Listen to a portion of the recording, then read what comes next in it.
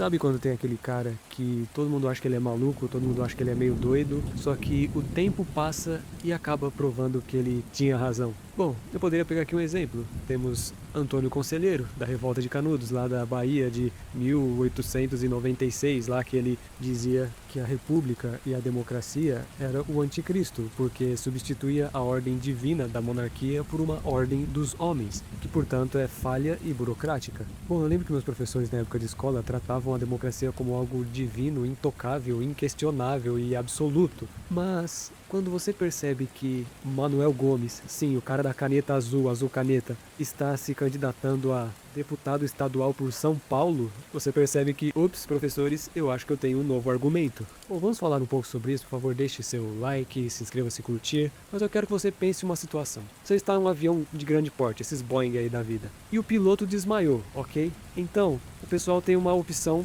para se salvar de enquanto o avião ainda está caindo. Eles podem eleger o copiloto para assumir o controle, ou uma senhorinha de 70 anos que faz artesanato e nunca mexeu com o avião, ok? Bom, é óbvio que você vai pensar, poxa, é claro que todos vão votar no copiloto. Eu sei, mas para pensar. Só de ter havido a possibilidade da senhorinha de 70 anos inexperiente assumir o avião, já não é um grande problema? Sem contar que com certeza ia ter gente que ia votar nela, não tenha dúvida disso. Eu sei que ainda vai ter gente que vai insistir falando, não tem problema, ela nunca ia ganhar mesmo, mas calma. Eu posso provar que isso pode dar merda do mesmo jeito, ok? Então vamos supor que a história de Cristo seja real, que eu não prego aqui. Então, enquanto Cristo e Barrabás estavam sob julgamento, quem a democracia elegeu para ser absolvido? Quem?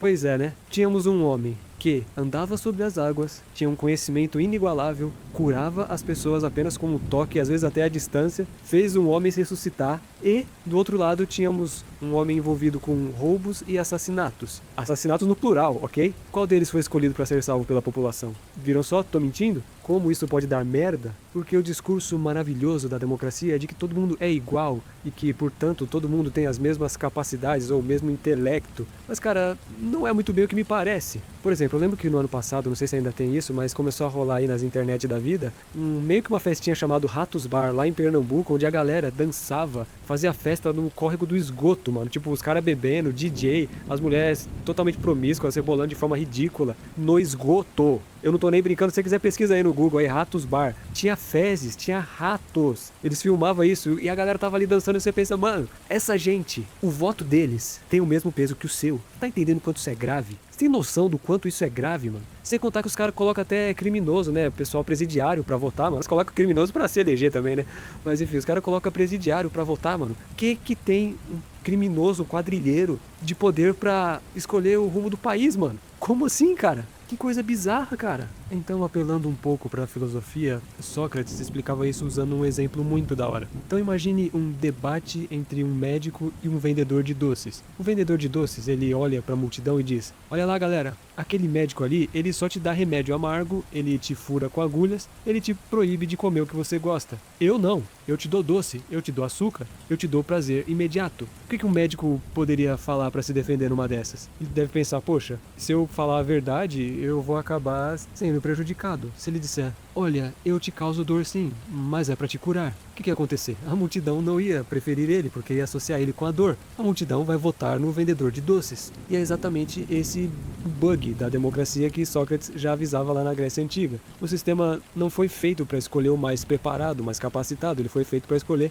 quem promete a mentira mais confortável. Vence quem fala o que o povo quer ouvir, e não quem diz o que o povo precisa saber. Aí você corta o tempo pra hoje. Olha pro Brasil atual, mano. O sistema não quer um estadista pensando no futuro do país daqui a 30 anos. O sistema quer um puxador de votos pra coisa de 4 anos no máximo. Ele quer o cara que virou meme, o cara que virou jargão, o cara da música chiclete, porque no fim das contas, pro algoritmo partidário, a cabeça de um pensador e a de um analfabeto político tem exatamente o mesmo peso na urna, que foi o que eu falei. O voto do cara que estuda o mapa vale o mesmo que o voto do passageiro que só quer saber onde é que fica o buffet do navio. E o resultado é que a gente continua elegendo vendedores de doce e morrendo por falta de remédio. Então, quando você entende esse lance que o Sócrates falava, a gente cai direto na palavra que os gregos usavam para descrever o esgoto da democracia, que é a oclocracia. Sim, é uma palavra esquisita, vou até falar de novo aqui. Oclocracia. O governo da multidão enfurecida ou anestesiada. O ponto central é o seguinte: a gente foi ensinado a achar lindo o conceito de que todo voto tem o mesmo peso. Soa poético, parece justo, parece maravilhoso, mas bota isso na realidade. Significa que o voto de um cientista político, de um cara que estuda economia há 30 anos, ou o seu mesmo aí que tá me ouvindo aqui, que deve ler Dostoiévski e tentar entender o mundo, tem exatamente o mesmo peso, o mesmo valor matemático do que o voto de um cara que não sabe ler um contrato, que não sabe o que faz um deputado e que decide o futuro do país baseado num jingle de 3 acordes que ele ouviu no TikTok.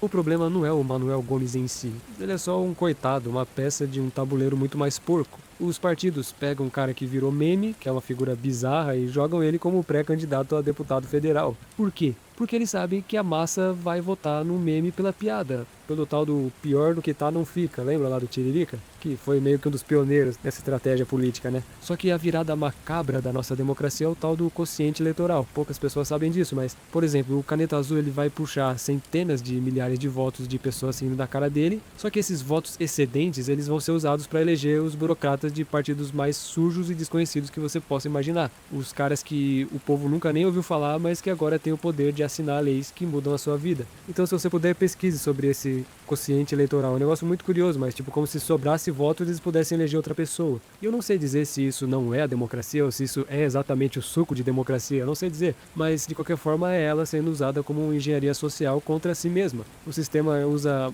burrice matemática da maioria para anular a lucidez de quem realmente pensa. No fim você acha que está participando de uma escolha soberana, mas você está apenas aplaudindo o palhaço enquanto os donos do circo limpam seus bolsos. É a pessoa inteligente e capacitada sendo puxada para baixo e para trás por causa dos burros e dos idiotas. Eu não consigo parar de fazer a comparação de que um rei, pense, o cara que ele desde criança foi preparado, estudado em dezenas de idiomas e tudo quanto é especialista, com todos os cuidados para que um dia virasse príncipe e outro dia assumisse o trono como rei, imperador, o que quer que seja, mas ele foi muito preparado e estudado, capacitado para aquilo. Ele sabe gerar leis, ele sabe gerir um país. Pois bem, nesse nosso sistema democrático, qualquer pessoa que sequer saiba ler ou escrever pode assumir um cargo importantíssimo, e isso é bizarro. Eu lembro que nós já tivemos mulher pera se candidatando a vereador, seja lá o que for. Eu lembro que nós já tivemos um certo ator de filmes adultos aí muito famoso, também já se candidatou.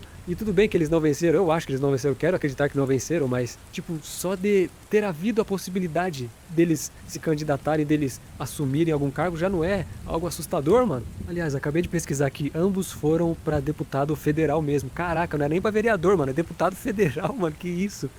Olha o risco que a gente correu, mano. Não, apesar de que esse ator aí que eu falei, esse ator aí que o número dele eu lembro que na época era 33, se pá que talvez ele não ia ser tão ruim não, mano. Tipo, ele ia ser o único candidato que ele olha pro rombo nas contas públicas e não se assusta, tá ligado? Na segurança pública, com certeza ele ia pensar que a Constituição é muito mole, ele ia fazer uma grande reforma para que as leis ficassem mais rígidas, sabe? Na infraestrutura, por exemplo, acho que ele ia preencher todos os buracos aí pela rua. Ia ser uma nova era de satisfação nacional. Fora que ele também ia fazer uma obra aqui em São Paulo que ia juntar o Minhocão com o Rodoanel.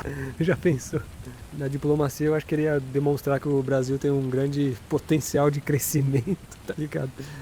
Enfim, mas sem brincadeira agora, vamos falar sério aqui, né, enquanto vamos fazendo essa caminhada. Bem, na verdade o buraco ele é muito mais embaixo, né, porque o problema não é só o sistema político, na verdade ele nem existiria se não fosse a própria engenharia defeituosa da mente humana. Tem uma parada na psicologia que se chama efeito Dunning-Kruger. Explicando o termo técnico de um jeito simples, é um fenômeno científico que prova que as pessoas mais ignorantes sobre o assunto são justamente aquelas que têm a maior certeza de que sabem de tudo. O cara que não sabe de merda nenhuma de economia tem soluções mágicas para a inflação. O cara que nunca leu a capa de um livro de direito sabe exatamente como consertar a Constituição, e a gente vê muito disso nessas argumentações aí de redes sociais, né? Então, antigamente, se você não entendia de um assunto, você sentia uma parada chamada vergonha intelectual. Você ficava quieto ali no canto, na mesa do bar, ouvindo quem entendia, ou pelo menos tinha o pudor de não passar vergonha em público. Havia esse filtro, entende? Esse filtro natural da coisa. Só que hoje, né, nessa nossa querida democracia, inclusive digital, destruiu esse filtro.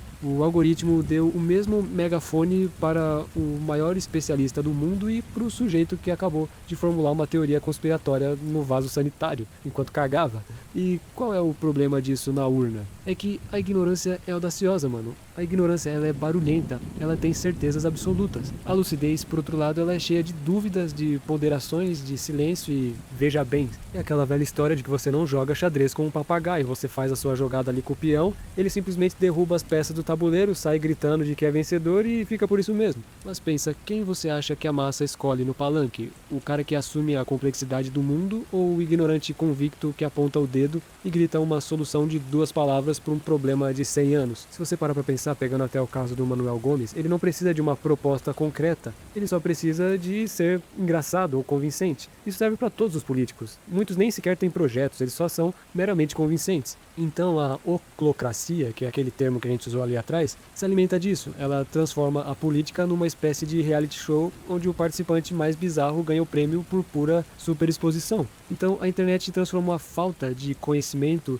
em um selo de autenticidade. O cara se orgulha, diz, eu não sou político, eu não estudei, eu sou igual a você, e a multidão se ilude e se aplaude. Mas pensa comigo, você entraria nesse avião se o piloto dissesse no microfone, olha, eu nunca pilotei essa merda e eu não fiz curso nenhum, eu sou igualzinho a vocês aqui na classe econômica. E aí, você entraria nesse avião ou você pulava na hora, né? Imagina então, para governar o país, a falta de preparo tá virando uma virtude, porque as pessoas se identificam com isso. Mas isso é muito perigoso, eu tenho certeza que quando eu falei do Manuel Gomes, teve gente que pensou, mas ele nasceu pobre, mas ele é igual a gente, ele se preocupa com a gente, ele sabe como é sofrer, não sabe. Tudo bem, ele deve saber como é sofrer, mas não sabe gerir a máquina pública e não vai saber fazer nada que preste, não vai saber votar, não vai saber sugerir nada de útil, ele só vai ser um marionete usado por homens muito mais inteligentes do que ele ali por trás. E a verdade nua e crua é que a igualdade democrática partiu de uma premissa bonita, tentadora, mas biologicamente falsa, a de que todos os homens têm a mesma capacidade de julgar o que é melhor para o coletivo. Não tem. E fingir que tem é o que está fazendo o navio afundar enquanto a tripulação se distrai com a música.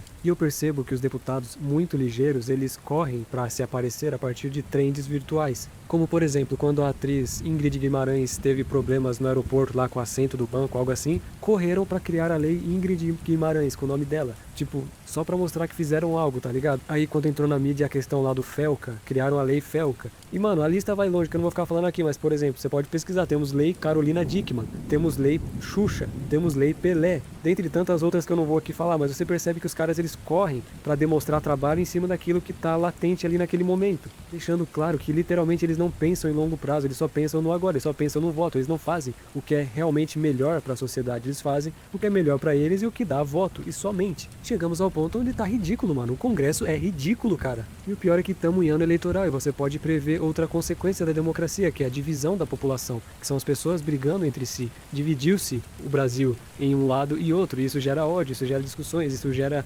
brigas e divisões familiares, que eu já falei em outro vídeo, não vou ficar estendendo aqui, mas vocês percebem que colocar a população dentro da política só gera divisões e afastamentos. É o famoso dividir para conquistar. Então, mano, o negócio é ser autêntico e manter a lucidez no meio do hospício. Eu penso que a saída desse cenário cinza, onde o absurdo é pop e o pensador é visto como perigoso, não é gritar mais alto, não é tentar fazer as pessoas perceberem que estão aplaudindo um palhaço. A saída é ser profundo em um mundo que te obriga a ser raso. É ter coragem de olhar esse céu nublado, esses prédios e não ver neles uma prisão, mas um cenário onde você ainda é protagonista da sua própria percepção. Então, mano, não se deixa idiotizar pela ideia de que você necessariamente precisa de ter aquela opinião pré-fabricada sobre qualquer coisa que se fala na rede social ou na urna. Às vezes o maior ato de rebeldia é o silêncio de quem está observando a farsa e se recusando a participar dela. A saída desse circo não é tentar derrubar a lona, porque a massa adora o espetáculo. A saída é você se tornar a falha no roteiro. Enquanto eles transformam a política em um reality show de quinta categoria, você escolhe o que é atemporal. Leia o que eles não leem, observe o que eles ignoram e, acima de tudo, não deixa que a sua indignação vire apenas mais um dado estatístico. Se o mundo virou esse teatro onde o Caneta Azul, o Tiririca e os outros atores do sistema são os protagonistas, a sua única liberdade real é recusar o papel de espectador passivo. Eles podem até estar ali no palco e tal, mas eles não têm poder sobre a sua perspectiva. Então, sai da frente da tela por um momento, mano. Sente o frio do asfalto, olha o caos da cidade sem filtro do algoritmo e entende uma coisa. A realidade não tem jingle, a realidade não aceita likes e, felizmente, a verdade não cabe dentro de uma urna. O espetáculo vai continuar lá amanhã, com ou sem você. A diferença é se você vai estar na primeira fila aplaudindo ou se vai estar lá fora, caminhando na chuva, talvez, sendo a única coisa que eles não conseguem prever, que é um homem que pensa por conta própria. Enfim, valeu aí por caminhar comigo hoje. Escreve aí, afinal, você vai votar no Manuel Gomes? Você é a favor? O que você acha da democracia? O circo continua, mas a gente se vê lá do lado de fora da tenda. Deixa o seu like, se inscreva se curtiu. Falou, muito obrigado.